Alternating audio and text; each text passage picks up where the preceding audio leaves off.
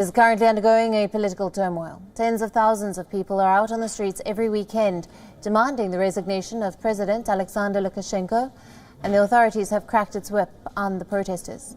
On Tuesday, Belarusian President Lukashenko said that he has changed his approach in dealing with the protesters and threatened that he will track down every protester.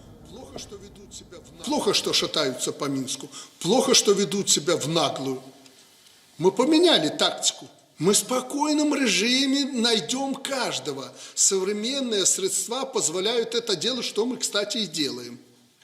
И каждый ответит за свои деяния. Я тут не угрожаю, мы в этом направлении работаем. И это дает определенный эффект. It should be noted that the Lukashenko regime has already given a free hand to the police for using firearms against protesters. Lukashenko has been ruling the former Soviet nation since 1994, and he retained his seat after the August elections with a massive 80% vote share. Since the elections, regular protests and demonstrations were held through the country, and over 13,000 people have been arrested since then. Now, opposition leaders currently staying in the country were also taken in by the police. Last week, opposition leader Svetlana Tikhanovskaya was put on the wanted list. Shortly after a disputed 9th of August election in the country, Svetlana Tikhanovskaya had fled to neighboring Lithuania. She has since then met European political leaders and called for President Alexander Lukashenko to leave power by the 25th of October or face intense protests. Julia Chapman brings us this report from Moscow.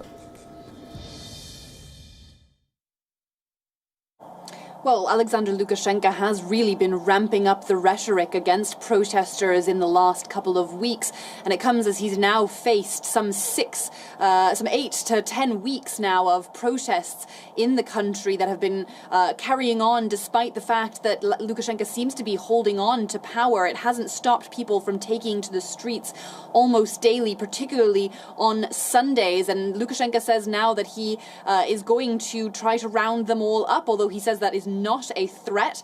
But he has also suggested that some of the protesters could be conscripted into military service as well.